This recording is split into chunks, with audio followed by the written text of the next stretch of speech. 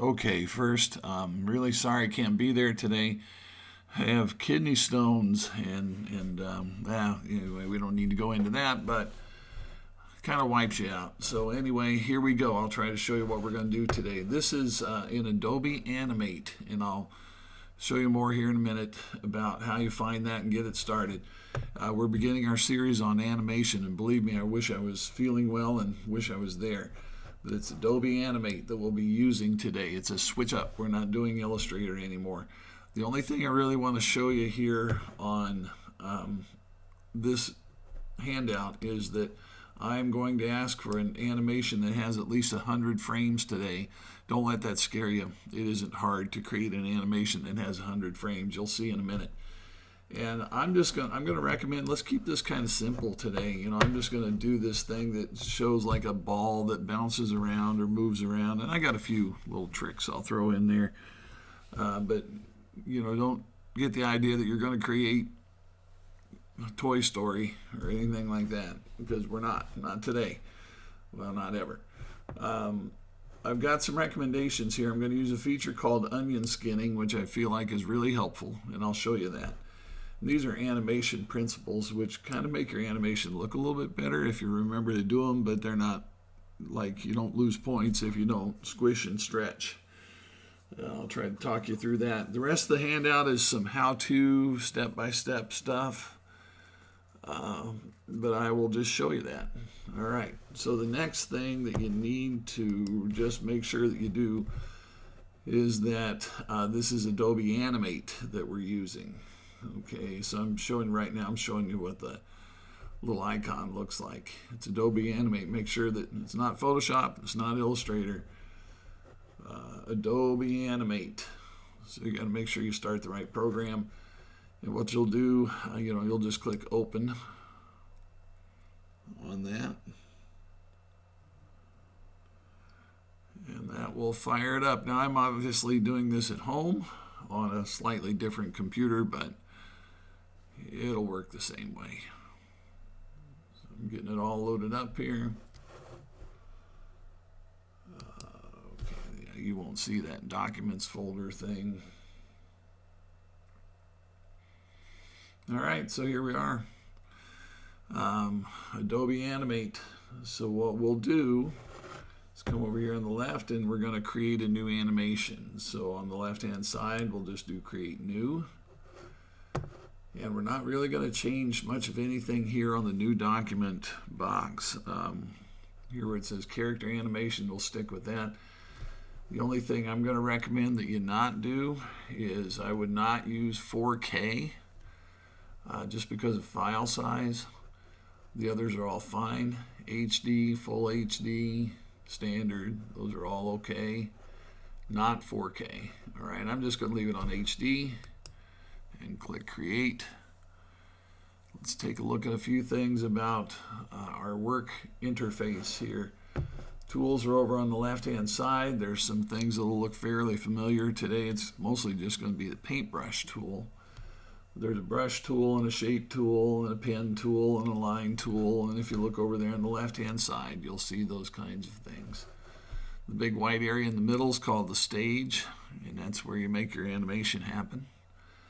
Down at the bottom, you have the timeline. I'm going to pull this up a little bit if it will. Yeah, it will. That's the timeline, and what you see marked on the timeline are frames, not seconds. But you can see where it says 1 second, 2 seconds. There are little marks there that mark off the seconds, but the smaller markings where it says 5, 10, 15, 20. Those are frames. In the movie, you build a movie. What we're going to do today is build a movie by frames. We're just going to use frames. All right. Well, one other thing I'll show you here real quick. If you have your black arrow tool over here on the toolbar, if your black arrow tool is active, and over here on the right in the Properties panel, you'll see an area here that says Stage, and it's white. You can click there and pick a stage color. This just changes the background is all it does. It doesn't draw a box. It doesn't make an object. but it just changes the stage color, the actual background color. So you can do that if you want to. I don't really care. You can leave it white, or you can change it to some other color if you want to. I'll just make it a gray color for today. All right, so I'll click that.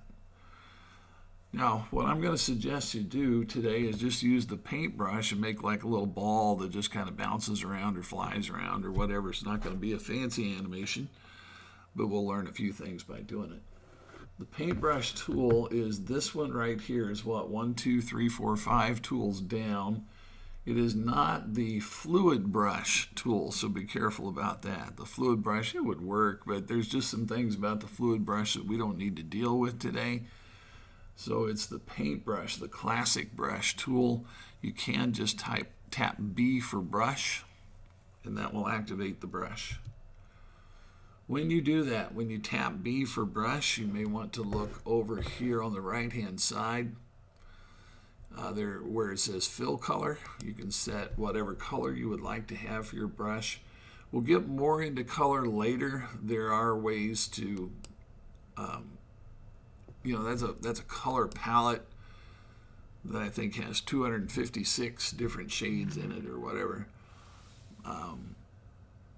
So I think I know that there's ways you can get any color you want, but we'll get into that later. All right, so I'm going to make mine red. And there's also a slider over here for brush size. Now what you might want to do, and you might want a graphic tablet for this today, you might want to come out here and just make like a stroke of paint and see if you like your size and all that. I think mine's going to work pretty well. I might make it slightly bigger. Yeah, that'll be all right. And then you can Control Z is undo. You can get rid of things if you didn't want them. Okay, Control Z. All right, so here's how this thing works. Oh, one other thing. I told you about onion skinning. At the bottom of the screen, just above the timeline, there's a button that looks like an eclipse of the moon or something like, I don't know. It's a couple of circles here. And this does what's called onion skinning, and it's really kind of helpful for today. And I'll show you why here in a minute. So I'm going to just click it and just turn it on. It's a button that's either on or off. So I'm just going to click it and turn it on. If you click it again, you can kind of see a difference in the way the button looks when you click it. It's just like a light switch. So I'm going to click it and turn it on. All right, now the rest of this gets pretty easy. I'm just going to take my graphic tablet here, and I'm just going to draw a ball here. That's good enough. Okay, now, when I did that, down here on the timeline, you'll see a little black dot appear on frame number 1. That's frame number 1 of my movie right there. And what I want to do now is move on to frame number 2. And what on this assignment, I'm sorry, I'm just kind of loopy here today, but on this assignment, I'm going to say let's just redraw the ball in every frame, right? Just take your paintbrush and just draw a new ball in every frame. That's frame by frame animation. And we're going to get into other things. There's other possible ways to do it. But for today, just draw a new ball in every frame. So here's what you do. You tap the F7 key on your keyboard. It's on the top row of keys, F7. It's in that row that says F1, F2, F3, F4. Don't tap the letter F and then the number 7. That's not what I mean. F7 up at the top.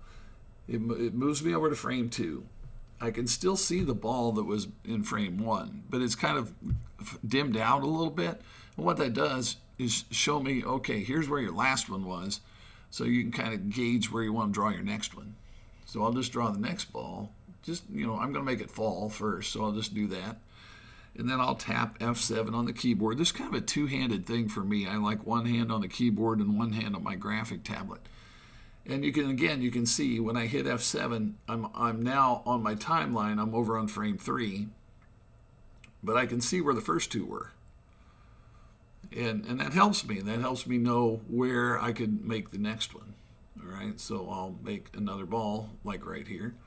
And I'll tap F7 and I'll make another one. Now, you'll notice it doesn't go all the way back. Like mine is set up to show me, like, I think the previous 2 frames.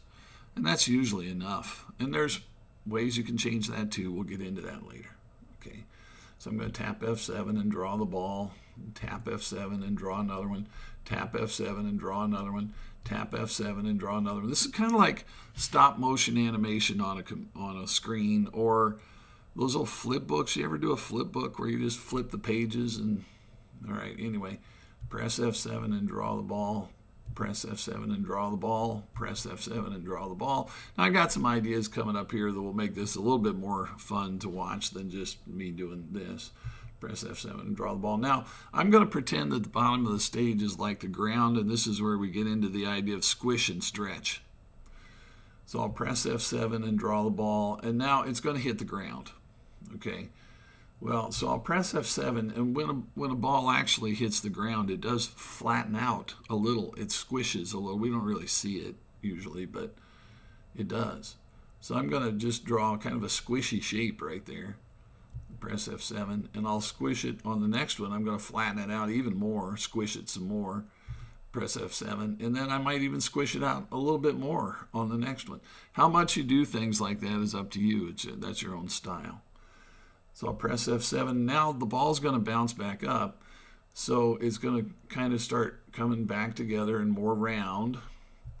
And, coming back together. And you can also, in animation, sometimes it's fun to do what's called stretch, which is to kind of make it oblong in the direction that it's going to go. Like I'm going to make the ball kind of, Control Z. I forgot to hit F7 there. Press F7, and I'm going to make it kind of go up in this direction a little bit. So you see how I made it more of an oval? It's just stretching in that direction a little. And I'm not going to keep doing that. I'm just doing a little bit of stretch in the direction that it's going. All right. So I'll press F7 and draw the ball. We're going to fly up this way. Press F7. Now you can't hold F7 down. That doesn't work. It's an alternating thing. Press F7, draw, press F7, draw, press F7, draw, press F7, draw. Right. Now here's a couple of other things to take into consideration.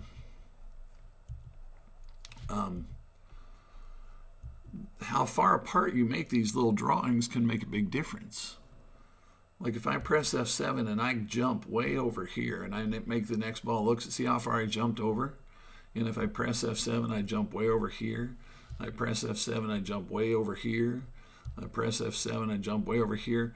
Think through it. Use a little logic here. What's that going to do? What's that going to look like when in a minute here we're going to run this movie. We're going to show this movie, and you'll see what I mean. But if I'm leaving big gaps in between each ball, like I'm doing right now, I'm tapping F7 and draw, tap F7 and draw, and leaving really big gaps. What will that do? Well, it's going to make it look like it's moving really fast because it's covering a lot of distance in a very short amount of time. These frames are only 1/30th of a second. Now, here's the opposite end of that spectrum. If I press F7 and I draw the ball really close, and I keep them really close together, I mean really close together, what will that do? Right? I'm not moving very much at all as I go. Well, that'll make it look like it's moving a lot slower because you're not going as far. I mean, just make it make sense, right? Make it make sense in your head. It'll appear to move more slowly depending on the gap you leave in your drawing. Now here's another possibility. How about a little bit of squish down here? That's really bad, but that's all right. I'm going to bounce it back up. We're going to pick up speed a little bit. The other thing that's kind of fun is that when you're the animator, you don't have to follow the laws of gravity or the laws of physics. You can go anywhere you want, and it could split into two, right? Look what I did right there. When you're the animator, you make up the rules. So now I pressed F7 and I've got two of them. It's kind of like they, were Oops. Control Z that.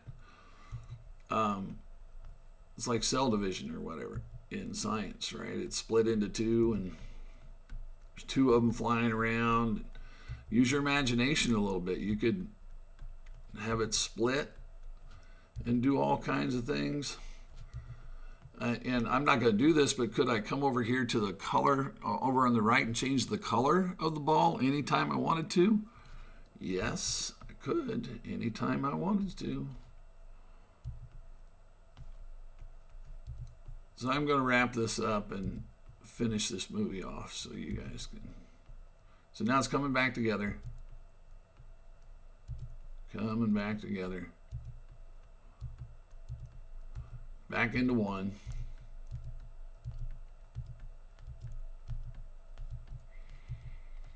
And I'm just going to kind of bounce it out of here at the end.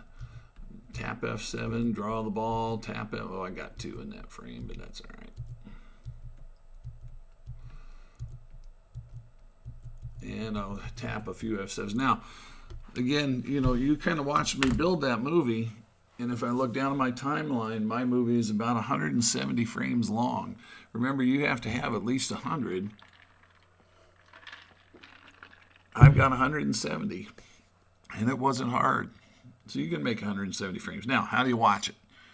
All you got to do is press your enter key. Here we go. I just press enter. Oh, you know what? I'm going to stop that for a second, and I'm going to go back. I'm going to go down, turn onion skinning back off. That onion skinning button. I'm just going to turn it off now, and I'll just. You can grab this little blue thing on the timeline and rewind or fast forward. I'll rewind it back. I'm just going to press enter. Well, I double clutched on it. I blame the medicines. All right, there we go. Boom, boom, boom, boom, boom. Isn't it? It's Academy Award winning.